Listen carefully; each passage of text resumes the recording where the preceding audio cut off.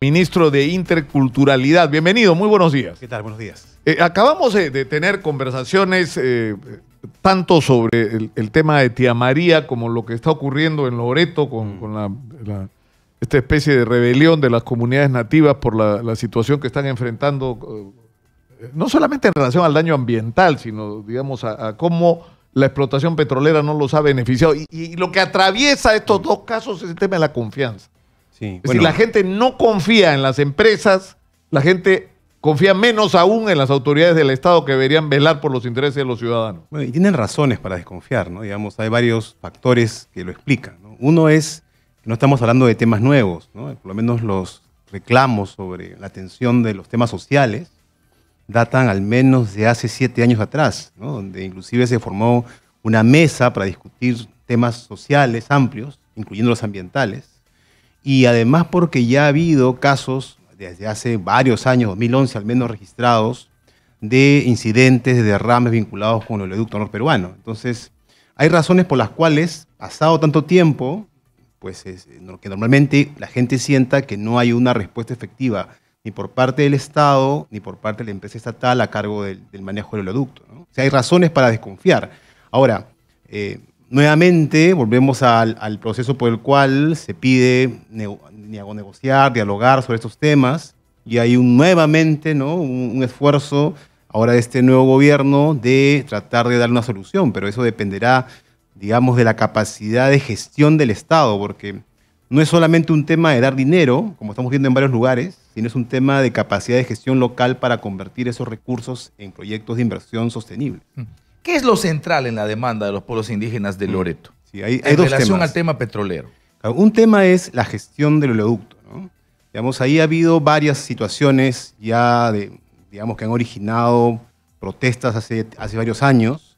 Hay que recordar, mira, solamente hay 4 derrames, ¿no?, que originaron multas de OEFA, que es la entidad que fiscaliza materia ambiental, de 70 millones de soles a Petroperú, ¿no? O sea, digamos, donde se constató que había una responsabilidad de Petroperú, ¿no? ¿Cuál es el principal problema del oleoducto, ¿no? Primero, que es una infraestructura casi obsoleta. Estamos hablando de más de 40 años, ¿no?, de operación, que se construyó en una época en la cual no había estándares ambientales, no había, digamos, ningún mecanismo social de previsión de estos problemas, ¿no? Y que debería tener un mantenimiento, además, ¿no? En el año 2016, el OEFA le pidió a Petroperú un programa mucho más fuerte de mantenimiento y de reparación eventualmente también, pero de también modernización del oleoducto, ¿no? Petroperú calcula que modernizar el oleoducto puede costarle entre 600 millones y unos 1.200 millones de dólares, ¿no? ¿Pero qué cosa es modernizar el oleoducto? ¿Poner tubo nuevo? Exactamente, sí. Pues no En hay otra algunos cosa que casos, hacer, ¿no? o ampliar en algunos casos el ancho, pero además eso solamente se justificaría si hubiera petróleo que sacar, ¿no? Hoy en día, digamos, hoy en día básicamente lo que hace el Son 13.000 oleoducto... barriles, me parece. Sí. Hay quienes calculan incluso que el costo de la remediación, es decir, del daño ya producido, podría llegar a 1.000 millones de soles, ¿no? Sí, dependiendo efectivamente de qué cosa se quiere hacer, hasta dónde se quiere reparar, ¿no? Y eso es una de las quejas, ¿no? Dicen, aquí solamente hay una recolección del petróleo, del crudo que está visible, claro, pero no, por ejemplo, una reparación de los suelos que se han contaminado a lo largo del tiempo, ¿no? Y además hay reclamos respecto de que se han usado todos estos espacios, ¿no?, que eran tierras indígenas, y que en su momento no se hizo una adecuada compensación por esas tierras, ¿no? Entonces también dice, mira, acá has pasado 40 años, ¿no?, una suerte de inquilino, ¿no?, de mis tierras, claro, y que no has pagado lo suficiente. Pasa un tubo, o sea, sacan el petróleo de la tierra donde han vivido tus ancestros, pasa un tubo donde se llevan ese petróleo y tú no tienes agua, no tienes luz. En 40 años, ¿no? No tienes asistencia médica. Y encima tienes un daño. Los pasivos ambientales que vienen desde la Barker Drill, en la Occidental Petroleum Company, el propio Petroperú, los petróleos son enormes, ¿no? Sí, claro. Y además lo que se originó también es algunos elementos ya negativos, incentivos perversos, ¿no? Por ejemplo, ¿qué pasaba cuando había un derrame, ¿no?, originado por alguna situación de, digamos, responsabilidad de Petroperú, ¿no? Luego, ¿a quién se contrataba para hacer limpieza, ¿no? A mucha gente de las comunidades, ¿no? Y entonces siempre hay gente inescrupulosa, por ejemplo, ¿no? Que al parecer es lo que está denunciando también Petroperú, que está aprovechando la situación para buscar de alguna manera conseguir trabajo a través de actos de sabotaje. Es un poco lo que está en investigación también, ¿no? Que ahora, hablando con César Gutiérrez, él decía que aproximadamente la mitad de los casos han sido por fallas de mantenimiento, ¿no es cierto?, por deterioro del tubo, pero el resto ha sido por una acción directa de gente que ha provocado. Es un tema que tiene que estar en investigación. En este caso, ¿no? hay incluso empresas constituidas por exfuncionarios de Petroperú que son las que prestan estos servicios y contratan al... Exactamente, o sea, ni siquiera, por eso que hay que ser muy cuidadoso con el lenguaje, ¿no? Porque acusar a las comunidades directamente como ellas las responsables también puede ser algo que ellas sientan como una afrenta. Ahora, ¿no? hay dos asuntos ahí que me gustaría saber qué papel juegan. Uno, el tema de las ONGs. Sí. Y segundo, el tema de la dispersión de la representación indígena. Sí. O sea, digamos, para poner como ejemplo el Valle del Tambo. Sí. Ahí hay una junta de usuarios de agua que, por supuesto, Sí. reúnen a los miles de campesinos y agricultores de la zona y más o menos tiene una postura monolítica. Sí. En Loreto la cosa es diferente, porque Sí. se ha ido generando representaciones en función de cuencas. Sí. Desde la época de hace 40 años, cuando en el Tigre, por ejemplo, se producía petróleo, el Tigre, ¿no? Si el Corrientes, si el Pastaza, si el Morona, y además cada río tiene su afluente, y luego esto termina en el Marañón, y luego va Sí, a Palsamira. claro. Luego, ¿qué papel juegan esa dispersión de representación? Y luego las ONGs, que es clarísimo, los que conocemos Loreto y los que somos Loreto, es evidente la relación que hay entre participación de ONGs a partir de hace 15 años Sí. y el tema del encendimiento a las protestas en la zona. Ya, primero que es normal que haya una fragmentación, una dispersión, como menciona, de la representación, porque son poblaciones que están, o sea, ciudadanos que están dispersos en todo el territorio y usan la cuenca porque la cuenca es la forma natural de comunicación y de integración de estas comunidades. O sea, es normal que esa sea la forma de organización. Digamos, hay 5 cuencas ahora, ¿no? Que se han organizado, son 53 federaciones, si no me equivoco, que han digamos, formado una suerte de grupo unido que han planteado una demanda de conjunto, ¿no? Y lo que están diciendo es, aparte del tema ambiental, plantean una agenda social, diciendo, bueno, vamos a resolver el tema social. El gobierno ha señalado que está dispuesto a atender esa agenda, ha dicho que inclusive hay recursos para hacerlo, ¿no? Ahora, La pregunta es, o sea, hay una interrogante que yo me hago, se han pasado más de 40 años, ¿no es cierto? Sí. Y desde hace, bueno, desde que Rómulo Mucho introdujo este tema del Canon minero. canon, ¿no es cierto? Pero hay en el tema del petróleo regalías. también ¿no hay es cierto? canon petrolero. Y Es el primer petrolero. canon en el Perú. Claro, el canon el- petrolero nació de Loreto claro. a finales de los años 70 Sí. en una confrontación del pueblo de Loreto con el gobierno militar en esa Sí, época. claro. Claro, Morales pero la Bermúdez. pregunta es, ¿dónde está esa plata? Sí, es que el 6.000 millones de dólares, por lo Claro, menos. el problema es que eso, ¿hacia dónde se canaliza? Hacia las autoridades, ¿no? Departamentales o municipales, ¿no? Y ahí hay dos problemas, ¿no? Un problema es en qué se gasta, o sea, los proyectos que se priorizan, y a veces son cosas que solamente atienden a algunas localidades No, atienden a Iquitos. centrales, principalmente exactamente. Iquitos. O sea, Iquitos es el que se tragó probablemente los 5.000 millones Y de luego- dólares. Y tú ves a Iquitos y tampoco ves que han hecho algo. Y luego tienes un problema de poca ejecución, es decir, que inclusive el dinero no se termina de ejecutar porque no hay capacidad para hacerlo, digamos, en los gobiernos locales y regionales.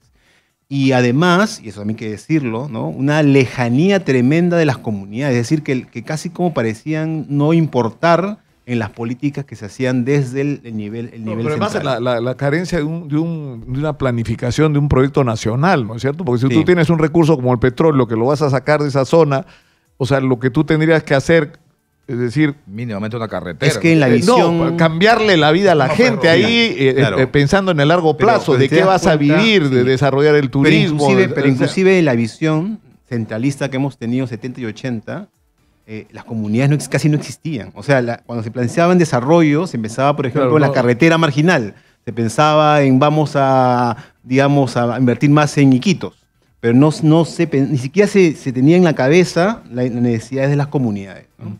¿Qué pasos hay que dar en un proceso de nuevo relacionamiento con esas comunidades? Desde el Sí. Estado y desde, bueno, ahora el gobierno, pero desde el Estado en general. Sí, aparte de identificar con claridad cuáles son las brechas y cuál es el monto de dinero que se requeriría para cubrirlas, las brechas sociales, ¿no? Tema de saneamiento, tema de energía, temas de seguridad, tema de transporte, educación y salud, digamos, son los temas básicos, ¿no? Identificar las brechas, el principal problema que ocurre en todo el país es que una vez teniendo el recurso, la ejecución de los mismos es muy difícil porque las autoridades locales y regionales no tienen la capacidad de hacerlo, claro. y el nivel nacional tampoco tiene No llega. una entidad dentro del Estado con la potencia de hacer ese tipo de acciones, ¿no? digamos, en verdad, me parece que, y eso está pasando en varios lugares, habría que pensar en tener una entidad, como tuvimos en la presidencia, en su momento en los 90, con la capacidad ejecutiva de poder hacer proyectos en esos lugares, porque si no, verdaderamente nadie va a hacerlo, ¿no? Por más que haya dinero. Entonces, por más que haya recursos. Por más que haya recursos. El concepto de canon comunal, que alguna vez se introdujo en el debate, es decir, buscar mecanismos para que el recurso no vaya al centralismo regional, o sea, del centralismo nacional al centralismo regional, si va buscando mecanismos que vayan directamente hacia las comunidades a través, no sé, pues de quizás de núcleos ejecutores, esa idea, ¿qué te parece? No me parece muy buena, ¿verdad? Mira, hay experiencias en otros países de transferencia de recursos directamente a las comunidades, ¿no? Eso genera 3 temas. El primero, que ya hemos visto, que es el problema de capacidades para ejecutar los recursos. No, pero cuando no hay corrupción. Segundo, es que genera, como las comunidades reciben distintos montos, conflictos entre comunidades y conflictos de quién recibe más, quién recibe menos. Y tercero, prácticas clientelares. Que es que las comunidades terminan dependiendo, ¿no? Y sus autoridades. Pero el problema es cuál es el futuro, cuál es tu plan para el desarrollo de la Amazonía, qué es lo que vamos a promover, el turismo, ¿no es cierto? O sea, tenemos lugares maravillosos en Loreto y en todo lo que es la Amazonía que están subutilizados. O sea, en España, el año pasado, a España han entrado 82.600.000 turistas que han dejado 90.000 millones de euros. 90.000 millones de euros. Hay una... O sea, el turismo, por ejemplo... En algunos lugares, ¿no? sí. Es una opción extraordinaria, si la sabemos. Pero haciendo turismo no quita que sigas haciendo petróleo, porque claro, las reservas están, o sea, el pozo de explotación está pero, y hay que... pero el tema es que en qué inviertes el dinero. O sea, tendrías que incorporar a miembros de las comunidades a trabajar en la industria del petróleo. No es cierto, es posible, porque capta muy poca, igual que minería, o sea, muy poca. Entonces, tendrías que usar ese dinero para desarrollar actividades con futuro de largo plazo. Y si normamos... ponemos marco al concepto canon. A ver, en primer lugar, el asunto de la definición, porque tú tienes gobierno regional. Ok, la primera que debería tener la norma del canon es cuánto llega eso a la provincia y a los distritos de la zona, digamos, afectada. Segundo, hacer una especie de fondo de ese canon concursable que además pueda ser rendido en función de lo que ya has hecho para pedir más, ¿no? Y por supuesto establecer los porcentajes de cuánto queda en la región, cuánto queda en la provincia y cuánto va a los distritos. Aunque hay cosas, eso lo que pasa es que hay cosas que no quitas autonomía. Lo que pasa es que hay cosas que no deberían depender de si hay capacidad para ejecutar. Hay cosas que hay que crear capacidades para ejecutar, que es una primera cuestión. Segundo, que hay en las comunidades, los pueblos indígenas, sus propios planes. Ellos tienen una idea de qué cosas quieren hacer. El tema es cómo convertir eso en cosa concreta, ¿no? Pero tercero, que me parece que digamos, y ahí lo vinculo con los temas que mencionabas de plan de desarrollo, de visión de desarrollo a largo plazo, es que hay que diversificar, o sea, no hay que tener una visión plana de la Amazonía. Hay zonas que están relativamente cerca, por ejemplo, de Iquitos, donde el turismo es posible, digamos, donde hay posibilidad de establecer una oferta turística atractiva. Hay otros lugares donde no, que es muy alejado, es muy difícil ahí construir, digamos, esos circuitos turísticos.